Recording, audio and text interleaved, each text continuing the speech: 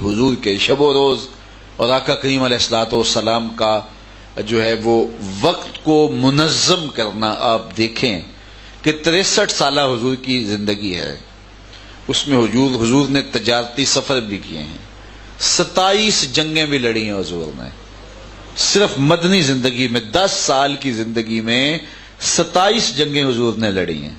وفود سے ملاقات بھی کی ہے، قوم کو آئین بھی دیا ہے، نظام بھی دیا ہے، اخلاقیات بھی سکھائے ہیں، بوڑھی عورتوں کے بوجھ اٹھا کے منزلوں تک بھی پہنچائے ہیں، تکلیفیں بھی صحیح ہیں، وفود سے ملاقات بھی کی ہیں، اصول زندگی بھی سمجھائے ہیں، جنازے بھی پڑھے ہیں، لوگوں کی شادیوں میں بھی شریک ہوئے ہیں. مسجد نبوی میں صرف 17 نمازوں کے علاوہ ساری نمازیں حضور نے خود پڑھائی ہیں. اللہ اکبر، یہ مصروفیات بھی ہیں.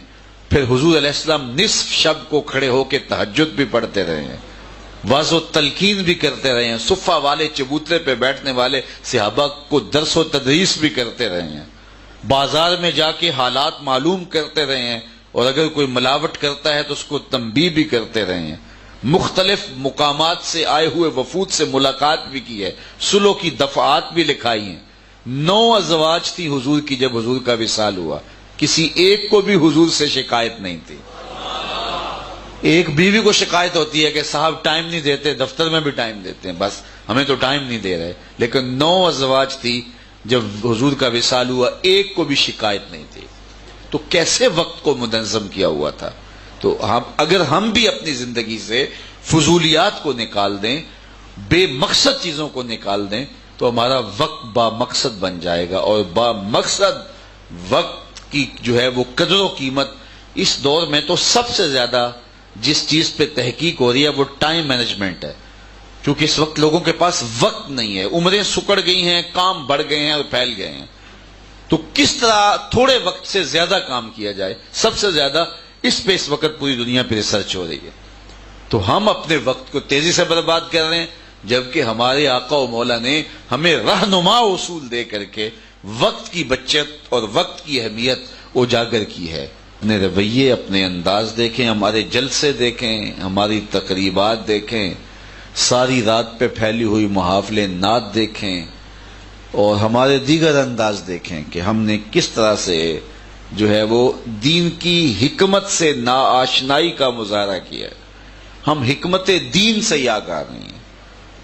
جب اجتماعی معاملہ ہو تو اس وقت کم سے کم لوگوں کا وقت لیا جائے. اور حضور علیہ السلام نماز جتنی اہم عبادت، بہت لمبی نماز نہیں پڑھاتے تھے، لیکن جب تنہا نماز پڑھتے پھر حالت یہ ہوتی کہ رب بھی فرماتا ہے اے چادر اوڑھنے والے ساری رات جاگا نہ کر، کچھ سو بھی لیا کر.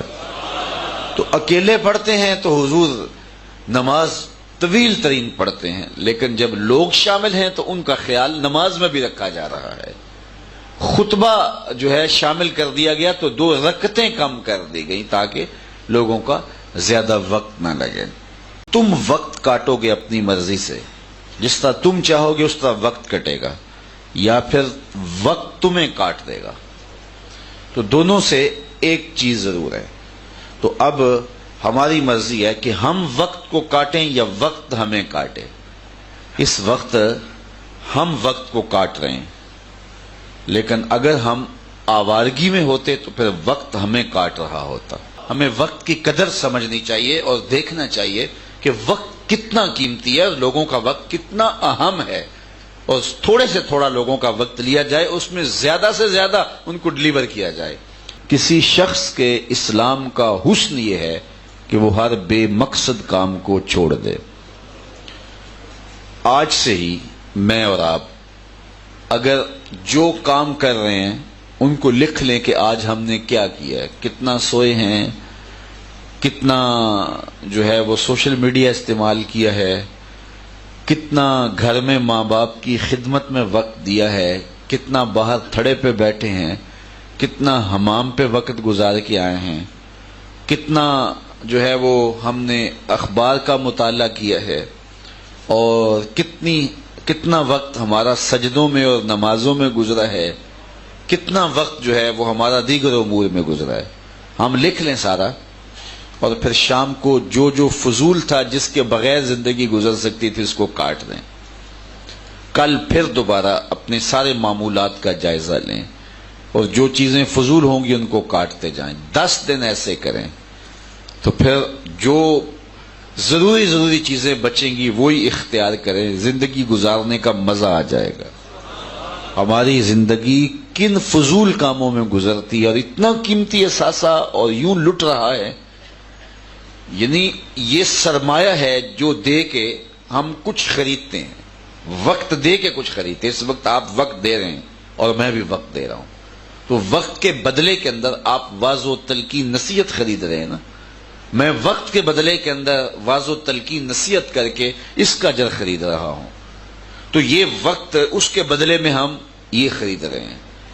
اور اگر وقت کے بدلے کے اندر جو ہم خرید رہے ہیں وہ اتنی فضول چیز ہو, اتنے قیمتی چیزیں دے کر کے, کوئی بندہ سونے کے سکے دے کر کے جو ہے اس کے بدلے میں بالکل اس کے برابر کے اندر وہ توڑی بنڈا خرید لے, تو لوگ کہیں گے کہ یہ بے وقوف نہیں ہے کہ اس سے تو جو ہے وہ قیمتی موتی خریدے جا سکتے تھے اور یہ سکے دے کے کیا خرید رہا ہے. وہ پھاٹک بند تھا نا, تو لوگ سائیکل کندھوں پہ اٹھا کے پھاٹک کراس کر رہے تھے, تو کوئی بندہ غیر ملکی کھڑا تھا. اس نے دیکھا یار یہ بڑی ذمہ دار قوم ہے, پتہ نہیں کتنا اہم کام ہے کہ یہ گاڑی کا بھی انتظار نہیں کر رہے اور گزر رہے ہیں. تو اسے جستجو ہوئی کہ میں دیکھوں کہ یہ کدھر جا رہے ہیں. تو وہ آگے بڑھا تو آگے باندری کا تماشا لگا ہوا تھا, 300 لوگ وہاں کھڑے تھے. تو 6 گھنٹے جو ہے وہ لوگ وہاں کھڑے ہو کے, وہ سائیکل چلانے والا آتا ہے نا, تو لوگ ادھر کھڑے ہوتے ہیں اور کتنا قیمتی وقت برباد ہو رہا ہے. یہ دنیا پوری پہ ایسا ہوتا ہے, ہر بندہ اپنا کام کرتا ہے, دوسرے لوگ اپنے کام میں مصروف ہوتے ہیں. یہاں یہ واپڈا والے آ جائیں نا کچھ چیز ٹھیک کرنے کے لیے, تو 20 آدمی گاؤں کے نکل کے اس کو دیکھ رہے ہوتے ہیں کہ یہ کس طرح جو ہے یہ جوڑ کس طرح لگوائے گا. تو یہ اتنا وقت ہے ہمارے پاس اور فضول وقت ہمارا برباد ہو رہا ہے, اور اس کے بدلے میں دوسری قوموں کے یہ وقت کام آ رہا ہے. میں نے ایک مفکر کا پڑھا ہے کہ وہ ایک ہی رنگ کا لباس پہنتا تھا روز. تو لوگوں نے سمجھا شاید اس بیچارے کے پاس ایک ہی لباس ہے, تو کوئی اس کے گھر گیا تو اس نے اپنی الماری کھولی تو اسی رنگ کے کئی لباس لٹکے ہوئے تھے. تو اس نے کہا یہ کیا؟ اس نے کہا کہ روز چونکہ مصروف آدمی ہوں تو روز یہ انتخاب کرنا کہ کون سا لباس پہنوں, تو اس پہ بھی وقت لگتا ہے. تو میں نے ایک طرح کے رکھے ہوئے ہیں کہ نکالا اور پہن لیا اور چل پڑا. شادی پہ بھی یہی, مرگ پہ بھی یہی, دفتر میں بھی یہی, اور باقی امور میں بھی یہی. تو اگر مختلف رنگوں کے ہوں گے تو روز انتخاب کرنے کے لیے 5-10 منٹ سوچنا پڑے گا نا. تو یہ سوچ جو اس پہ لگانی ہے کہ میں نے لباس کون سا تبدیل کرنا ہے, تو وہ سوچ کسی اور اچھے کام پہ صرف کرو. اور میں اور آپ دیکھیں کہ ہماری سوچیں اور ہمارا وقت جو ہے وہ کن کن امور میں صرف ہوتا ہے. تو ہمیں وقت کی قدر دانی کی جو ہے ترغیب دی گئی ہے. یہ تھوڑی سی زندگی ہے اور اس کو اس حزم سے, احتیاط سے, نظم سے گزاریں کہ اس کا ایک ایک لمحہ با مقصد ہو جائے. روایت میں آتا ہے کہ جنتیوں کو جنت میں جا کر کوئی حسرت نہیں ہوگی. وہ ملے گا جس کا انہوں نے تصور بھی نہیں کیا ہوگا, لیکن اس کے باوجود ایک حسرت انہیں جنت میں بھی ہوگی. اور وہ کیا؟ لا يتحسر اہل الجنہ الا علی ساعۃ من ربہم لم یذکر اللہ. جنتی جنت میں جا کر اس بات کی حسرت کریں گے جو چند لمحے اللہ کی یاد کے بغیر گزرے تھے, وہ بھی کیوں گزرے. انہیں یہ حسرت ہوگی, یہ دکھ ہوگا, ہمارے وہ لمحے کیوں برباد ہو گئے. یہ الیکشن کا ڈرامہ آتا ہے نا, تو ہم گزرتے ہیں سڑکوں سے تو دیکھتے ہیں 600 آدمی وہ بیٹھے ہوئے ہوتے ہیں اور عجیب ایک ماحول لگا ہوا ہوتا ہے. کل یہ گھڑیاں نہیں ہوں گی, کل یہ وقت نہیں ہوگا. آج موقع ہے, زمین وتر میں ہے تو بیج ڈال لو, کل یہ سب کچھ نہیں ہوگا. وقت پر کافی ہے ایک قطرہ بھی آب خوش ہنگام کا, جل گیا جب کھیت برسا می تو پھر کس کام کا.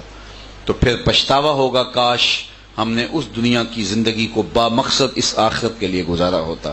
لیکن اس وقت ہاتھ میں کچھ نہیں ہوگا, اور ہاتھ ملنے سے سوائے حسرت کے بڑھنے سے اور کچھ نہیں ہوگا. آج میرے پاس بھی موقع ہے, آپ کے پاس بھی موقع ہے. ہم اپنے کاروبار میں بھی وقت کو منظم کریں گے، فضول لوگوں کو اپنے پاس نہیں بٹھا لیں گے، اور جو ہے وہ دفتر میں، دکان پہ مجلسیں بپا کریں گے تو کاروبار سے توجہ ہٹ جائے گی۔ کاروبار کر رہے ہیں تو اس کو بھی با مقصد بنائیں۔ آپ اپنی گھریلو زندگی میں اپنے بچوں کو ٹائم دیتے ہیں تو اس کو بھی با مقصد بنائیں، ایک ایک لمحے کو با مقصد بتائیں، بچوں کی تربیت پہ نظر رکھیں، میرا کون سا عمل، قول، فعل بچوں کی تربیت کا سبب بنتا ہے اور کون سا نقصان کا ذریعہ بنتا ہے، ان کو بھرپور توجہ دیں۔ اور اسی طرح اگر آپ جو ہے وہ دینی معاملات کے اندر ہیں تو جب نماز پڑھنے کھڑے ہوئے ہیں تو پھر نماز ہی پڑھ رہے ہوں، پھر دکان پہ نہ ہوں، پھر کسی اور جگہ پہ نہ ہوں، اور پوری توجہ اس کو دیں۔ پھر دیکھنا کہ نماز کا حظ ملتا ہے کہ نہیں، نماز کا سرور ملتا ہے کہ نہیں۔